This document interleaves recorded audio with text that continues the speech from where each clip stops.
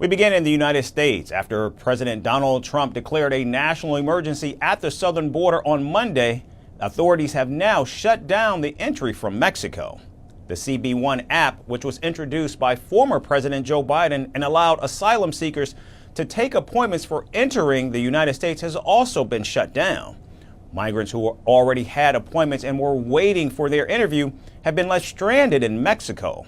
At least 2,000 migrants are currently waiting in a border town just a few miles away from the United States. And without any legal protection from Mexican or American authorities, the migrants are facing attacks and kidnappings from criminal gangs. Even here, right here in Juarez, the criminals caught the migrants in a place. I don't remember where, and they extorted them. They took $1,400 from each one in the family.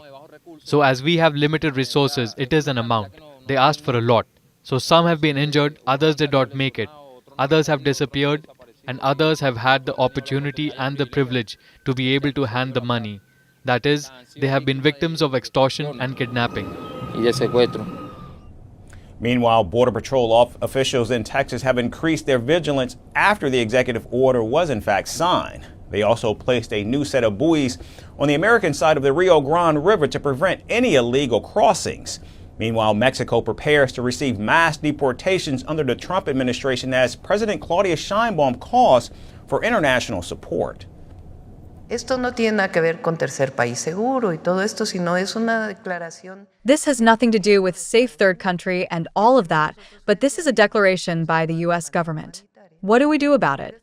Well, we act in a humanitarian manner and, in accordance with our foreign policy, our immigration policy, we seek the repatriation of these people to their countries of origin, if they are not Mexican. Now, it is important to note here that far fewer migrants are arriving at the northern border than were arriving even at that time because of the comprehensive humanitarian policy that we have been implementing to prevent people from arriving at the northern border.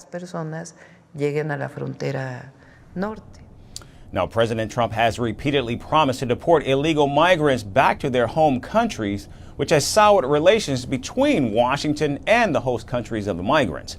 However, India has reportedly agreed to take back almost 18,000 nationals who immigrated to the United States illegally.